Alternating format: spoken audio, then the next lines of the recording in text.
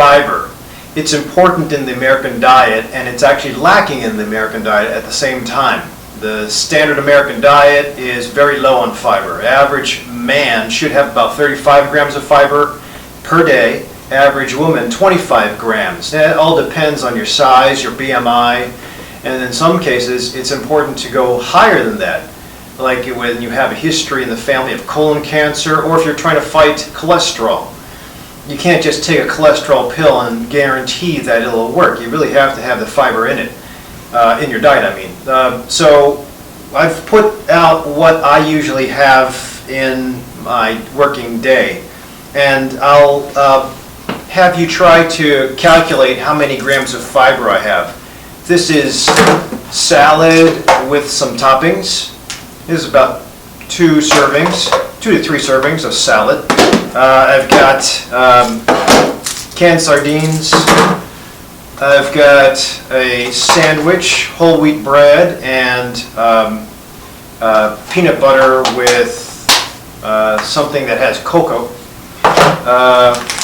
Power bar, another power bar, pomelo, peach, or I'm sorry, nectarine, half-eaten banana, my baked Cajun kale from Whole Foods, and what I wanted to do is also suggest for those of you who can't fit fruits and vegetables into your diet, or have a problem with where you purchase your fruits and vegetables, you can always go frozen. This is frozen edamame. And the last thing I wanted to mention before I forget about it is sometimes if you can't get to the grocery, if you usually do your shopping on Sunday and it's Saturday, you're almost out of everything or everything's spoiled, you can always have canned vegetable as a last minute go-to, kind of like a meal that's ready to eat if you don't have time to shop and you need something that'll give you a little bit of satiety. And that's the importance of, another important fact of fiber is that it gives you satiety. It increases bulk of stool, so if I ask you to increase your fiber and you tell me, well, I'm pooping regularly, that's not the only thing it does, but it'll help with constipation. It'll help with decreasing colon cancer or digestive tract cancer rates. It'll help with pulling cholesterol out of your system, out of your blood system, into the stool and out where it's supposed to go. It'll also help with satiety.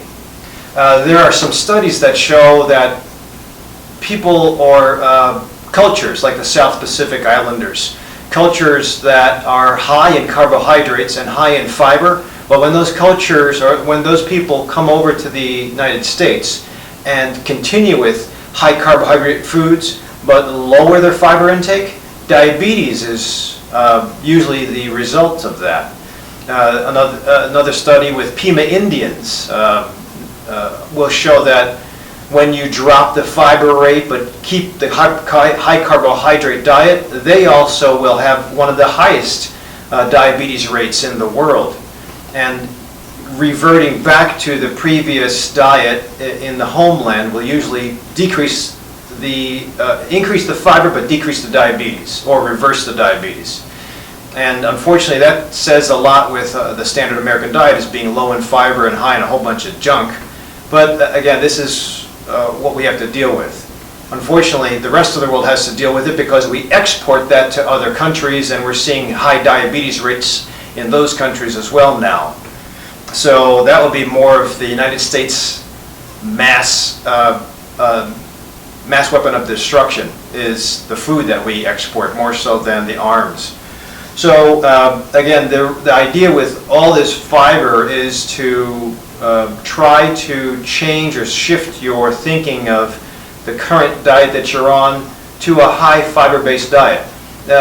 We will talk about carbohydrates, proteins, and fats later in other videos, but I think one of the most important things to realize is that fiber gives satiety, and believe it or not, protein also gives satiety just as much as carbohydrate load. Fat doesn't usually work to give people a feeling of satiety. So you want to have satiety, you want to have nutrition, you don't want to always hunt for sugary foods because of the reaction the body goes through when it has a sugary food. the body will usually take the sugary food. You have high levels of sugar in your bloodstream. The body will then start to secrete insulin. It'll drop your sugar fast. It'll make you hypoglycemic. At that point in time, the brain, which usually only takes in glucose as an energy source, will start to say, I'm starving, I need to hunt for more carbohydrates. And the brain will usually hunt for the fastest, most available carbohydrate, which is usually what you crave, and that'll be a sugary drink, a sugary substance, a sugary meal. So if you want to stop that, then you keep on with levels of satiety throughout the day. Sometimes eating something small every 2 to 3 hours would be wise. It sounds like a lot of eating, but actually it will help you in the long run to maintain the focus of the healthy stuff to eat instead of hunting for the bad stuff. So it's very important in addition to other points I'm going to talk about. The practical advice that I can give you is, if you're not used to what a whole food plant-based diet is, you don't have to jump straight into the fire. Try to wedge it into your diet. Read a little bit on the books that I mentioned earlier in the slides. And out of the ones that you like, wedge into your diet, your standard diet, a couple of plant-based products. See if you can make fillers. And everybody knows how many fruits and vegetables you're supposed to eat in a day here? 9? Everybody agree with that? Yeah, it's supposed to be 9 to 10. It used to be 5 to 7.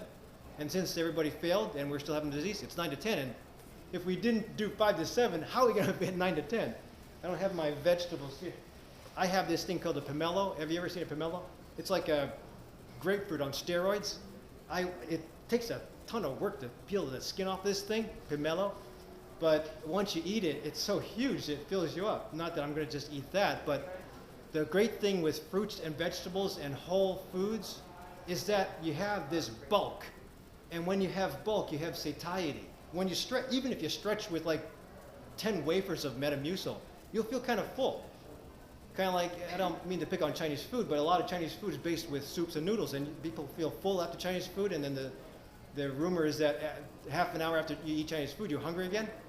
Well, there's a satiety value you get when you stretch out the stomach. The stretch receptors are stimulated. So that's what happens when you eat a lot of fiber. And does anybody know how many grams of fiber you're supposed to have in a day? About? At least 20. Close. Women 25, men 35. And guess how many, because I'll have some guy, I'll mention that to most of my patients that are on a kick to change. And I get some guys who say, well, I eat a bowl of oatmeal every morning. Guess how many grams are in a bowl of oatmeal? Or bran, the highest amount? 8. 4 to 6. But you're close. So if you imagine, that's all your fiber for the day, one bowl of bran oatmeal, and bran tastes like bark, truthfully, unless you spice it up with fruit and veggies. So if that's all you have about what? A guy will have 29 more grams of fiber to fill in the day. And if we don't do the fruits and vegetables with every meal, one piece of fruit for lunch, one piece of fruit for dinner, that doesn't cut the 9. But if you don't do that, how are you supposed to get the fiber? So that's why I like to wedge in bits and pieces of fruits and vegetables. But you got to know what your fiber content is. So you got to do a little bit of reading. But bottom line is, if you put that fiber in and wedge it in, number one, you'll be less hungry as you get home when you're starving from being in traffic or you're stuck in snow. You get home because you're frustrated. What are you going to go to? The fastest food available. That's the cupboard, unless it's prepared for you.